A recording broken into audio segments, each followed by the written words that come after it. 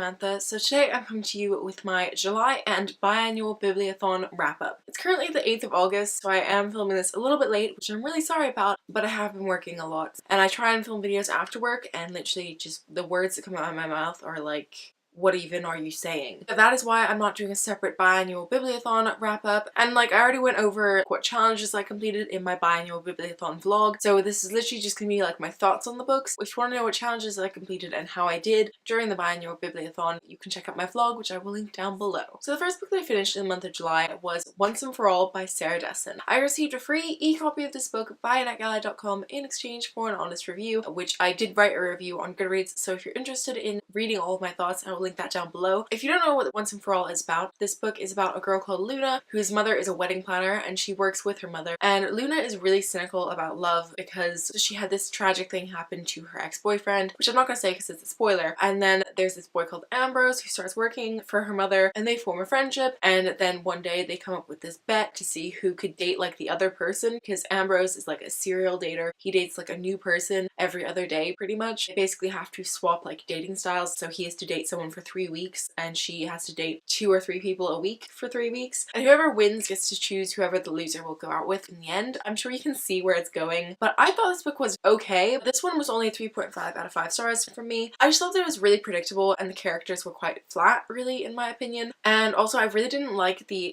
past storyline which happened. I just really cared more about the present characters rather than what happened in the past. It just wasn't my favorite thing in the world, so I only give it a 3.5 out of 5 stars. The next book that I finished in the month of July was When Dimple Met Rishi by Sanjay Menon. I was so excited for this book. I'd heard such great reviews. This is another one that I also received from netgalley.com in exchange for an honest review. I was really highly anticipating this, and then I read it and I was just like, oh. If you don't know what this book is about a girl called Dimple who's really into app development, so much so that she wants to go to this thing called InsomniaCon in the summer, and that's where you get to develop your own app, and then if you win the competition it actually gets funded and turned into a real app that people can use, and Dimple's super passionate about this. And she is Indian and her parents are like really traditional, whereas she is definitely not. So her mother's wanting her to get married to a nice Indian boy and they want to do an arranged marriage for her, but she doesn't really know about this. Meanwhile, Rishi is the boy that her parents have chosen for the arranged marriage, but Rishi is super excited about this arranged marriage idea because he really believes in like the traditions of the Indian culture, so he really wants to do what his parents want him to do. So he wants to marry Dimple. He ends up going to InsomniaCon. He thinks that Dimple will know who he is, and he walks up to her and goes, "Hello, future wife," and she throws her iced coffee at him, which was a really funny moment. And don't get me wrong, this book had so many funny moments and lots of cute moments, but I had 2 big problems with this book. One was me. It was like my own thing. At the time, I just really wasn't feeling like a romance book. Like I just read Once and For All and I was like, ugh,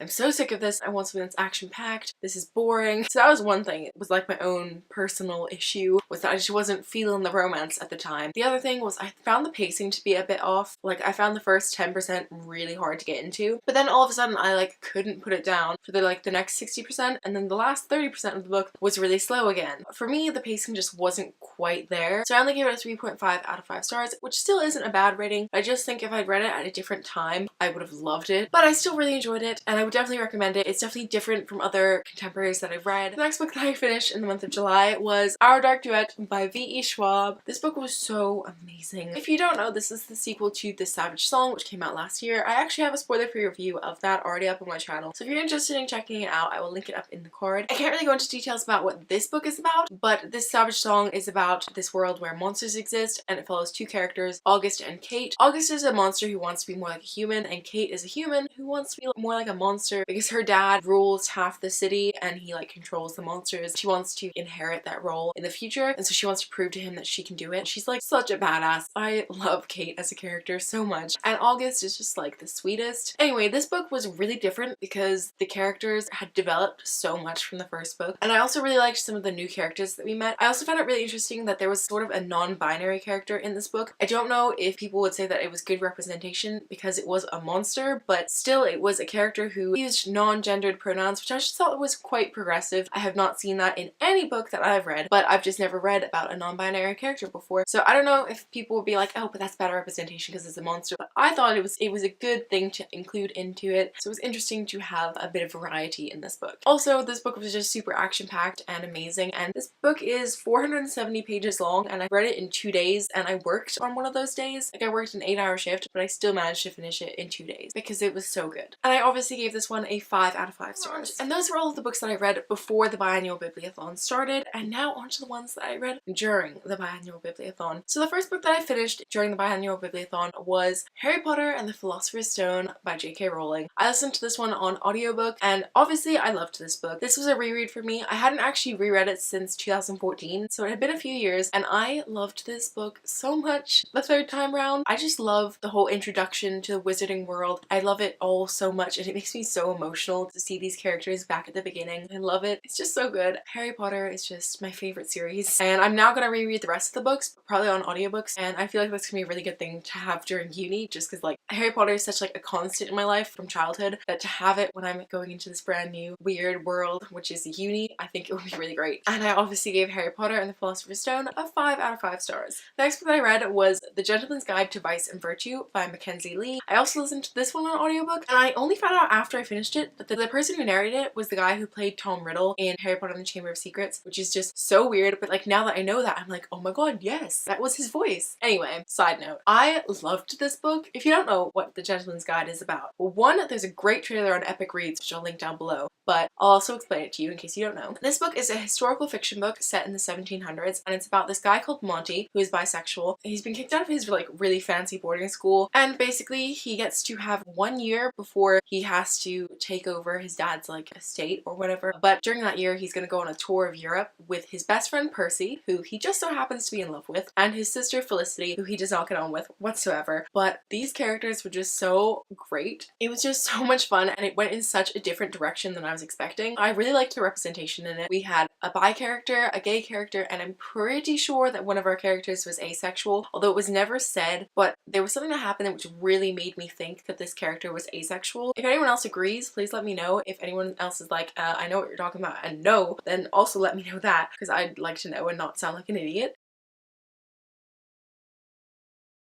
But this book was just so much fun. It also had some really dark themes running throughout, which I was not expecting. I would like to put a content warning out there for abuse, and there was definitely some suicidal thoughts in there at one point. It wasn't talked about heavily, so you know, it wasn't like it really put a damper on the book. It was just like included and added to the story. This book was so good. I gave The Gentleman's Guide to Vice and Virtue a 5 out of 5 stars because it was so good. The next book that I finished for the readathon was The Hate You Give by Angie Thomas. Oh my god, I can't believe it's taken me this long to get to it. This book was so fantastic. It was so important and so eye-opening. Just everyone needs to read it. I gave it a 5 out of 5 stars, clearly. But this book was just fantastic. I really enjoyed the writing style as well. I found that it was like quite a quick read for such a heavy topic. Obviously there were some things in here that angered me, i.e. the ending. There were some things in there which didn't go how I wanted them to go, but you know, it's real life. It's raw and real, and that shit happens. This book is about an African-American girl called Star who witnesses her best friend being shot by a policeman when her best friend was unarmed and literally not doing anything wrong. It's about the aftermath of that, and it just is such an important book. And the final book that I finished during the biannual bibliothon, I didn't actually finish during the biannual bibliothon. If you watch my vlog, you'll know that I only had 40 pages left, so I was just like, I'm just gonna count it. And that was The Archived by Victoria Schwab. This was one of the few Victoria Schwab books which I haven't read. I have to say I wasn't the biggest fan of this book. I only gave it a 3.5 out of 5 stars, which is like a first for me. I have loved every single book I've read by V. Schwab. This was like, what?